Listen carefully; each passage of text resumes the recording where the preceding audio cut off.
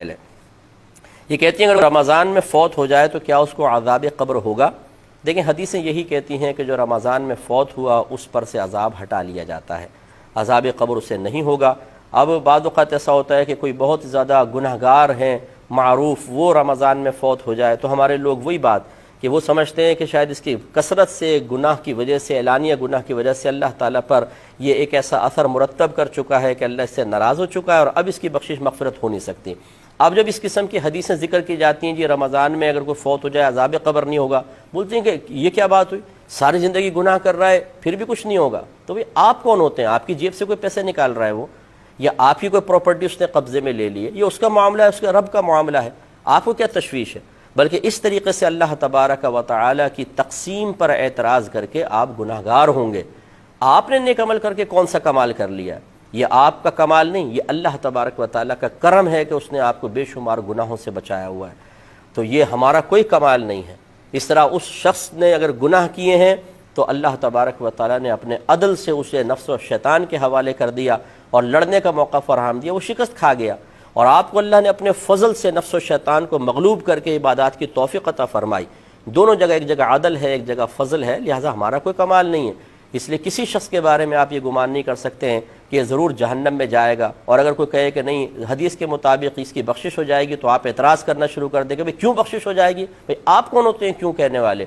آپ اگر یہ کہنا چاہتے ہیں کہ معاذ اللہ ثم معاذ اللہ، پھر تو یہ ناانصافی ہوگی کہ میں نیک عمل کر رہا ہوں، وہ گناہ کر رہا ہوں، وہ بھی بخشا جائے میں بھی بخشا جاؤں، یہ تو اللہ تعالیٰ کی ناانصافی ہے۔ آپ کون ہوتے ہیں حکم لگانے والے اللہ تبارک و تعالیٰ پر؟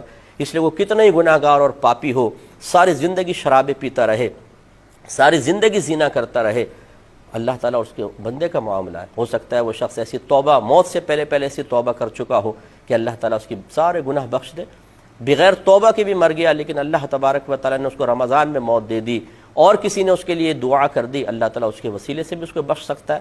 میرے آقا صلی اللہ علیہ وسلم نے ارشاد فرمایا کہ میری امت گناہوں سمیت قبر میں جائے گی اور مغفرت شدہ اٹھے گی، اور اس کی وجہ بیان فرمائی لوگوں کی دعائیں مغفرت کی بنا پر۔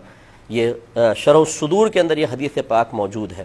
تو پوری امت کے ساتھ یہ معاملہ نہیں، لیکن اکثر کے ساتھ ایسا معاملہ ہے، کیونکہ بعض سرکار کے امتی جہنم میں بھی جائیں گے اور پھر آپ کی شفاعت سے وہ باہر آئیں گے، لیکن یہ اکثر لوگوں کے بارے میں سرکار کا قول ہے کہ میری امت گناہوں سمیت۔ ایک روایت میں ہے کہ میری امت گناہ سمیت قبر میں جائے گی تو جمعے تک انہیں عذاب ہوگا، اگر عذاب ہو رہا ہے جمعے کے بعد عذاب اٹھا لیا جائے گا۔ یہ تو میری اللہ کی مرضی ہے نا، تو اس طریقے سے ہمیں اللہ تعالیٰ کی تقسیم پر معترض نہیں ہونا چاہیے۔ اللہ نہ کرے، خدا نہ خواستہ آپ ابھی بڑے پپو ہیں، نیک ہیں، پرہیزگار ہیں، اور پھر آپ سے کوئی خطا ہو جائے تو اب آپ اپنے بارے میں کیا کہیں گے کہ ضرور آپ کی گرفت ہونی چاہیے، ضرور آپ کو رسوا ہونا چاہیے، ضرور بری موت آنی چاہیے، ضرور عذاب قبر ہونا چاہیے، ضرور میدان معشر میں آپ کو ذلیل کیا جانا چاہیے؟ نہیں، اپنے بارے میں کیا گمان کریں گے؟ اللہ تعالیٰ بخش دے تو اس کی مہربانی ہے، تو بس یہ دوسرے کے بارے میں رکھیں، وہ ہمارا مسلمان بھائی ہے یا بہن ہے، اگر ساری زندگی گناہ بھی کرتے رہے اس نے ہمارا تو کچھ نہیں بگاڑا، نہ اللہ کا اس نے بگاڑا ہے، ہاں اپنا بگاڑا ہے۔